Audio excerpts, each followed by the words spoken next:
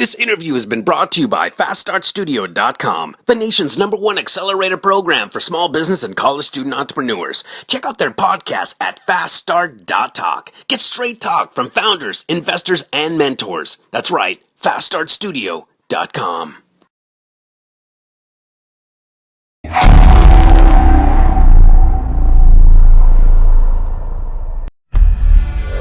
You've built an empire from the ground up. Mr. Hale, it's an honor. The man who built New York. People will insist that your buildings make you immortal. Now, as you slip away, do you feel immortal? We offer humanity's greatest minds more time to fulfill their potential. Designed to offer you the very best of the human experience. It's alive, an empty vessel. If we do this, there's no turning back. Your old life is over. What's that? Something to stop your heart. What? It's something to stop your heart.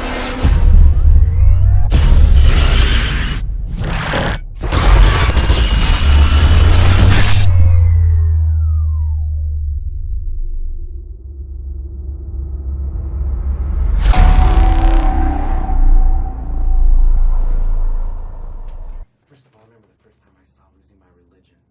I was blown away. Thank you. Okay, so I knew when I found out that you were the one directing this film that it was going to be brilliant. So how did you prepare in taking on Selfless? This one was one of the simplest ones because I thought the hard work, the heavy lifting had been done in the script. Previous ones, when you're doing visual films, because nobody really knows what you're doing, it's much, much, much more hands-on.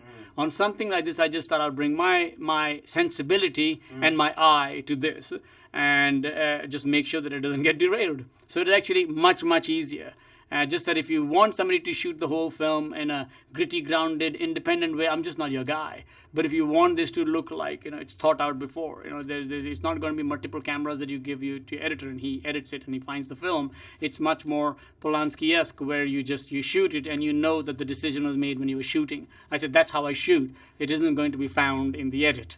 And it was already worked on paper and I just said, good, I'll take it further. So with that being said, it wasn't necessarily a scene that you saw, but it was what you read in the script. It was what I read in the script. It was basically the idea of, with organ donations and organ buying and everything going on, the next answer is definitely going to be how much of you, what makes you human, how much of it is going to work. And it's not going to be nothing like how it shows in the film, but the ethical questions that it'll answer will be similar. So the first part of it didn't interest me at all. The MacGuffin of it, I just said, just find some MRI machines and switch them around and make sure it looks high budget enough. And as Monty Python says, make sure you get the machine that goes ping, and it's fine. So we did all that, and then I was more interested in what I wanted to do. Was there ever a point where you were actually filming it that you thought, I'm questioning myself here? No, that happens way before I get on the set.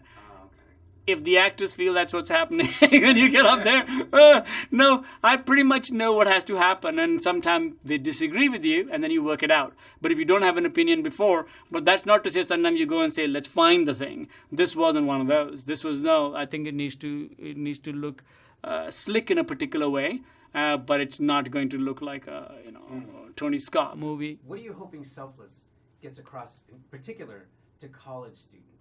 Knowing that they're a younger generation. Film school students or just students in general? Let's say students in general. Students in general. Well, for me, it's just an ethical question that most people, when they're in their teens and in college years, just think like, anybody who's past their, 50s is creepy. And if they want to get into our body, I would never do that. I would never do that. And I just say, just hang in there.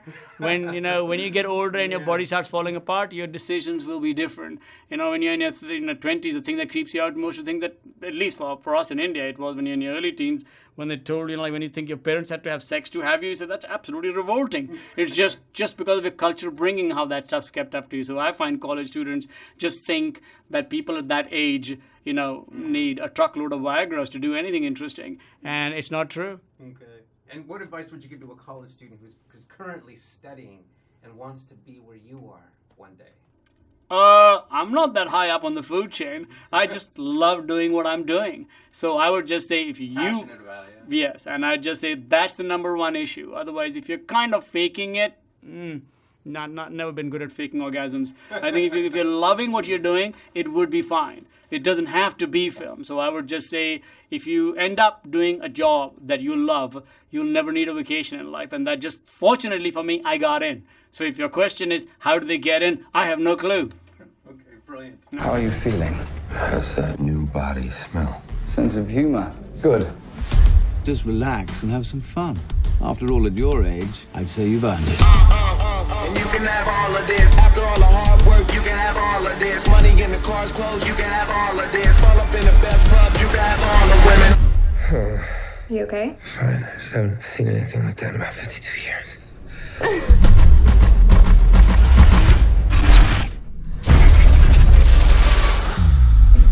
This wasn't a hallucination.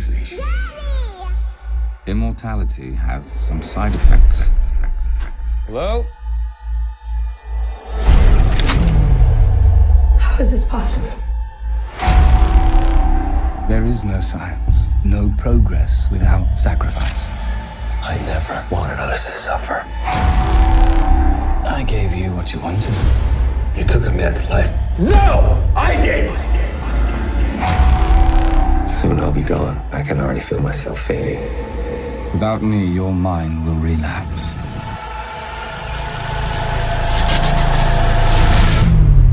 And we both know who takes over. I'm the only one standing between you and oblivion.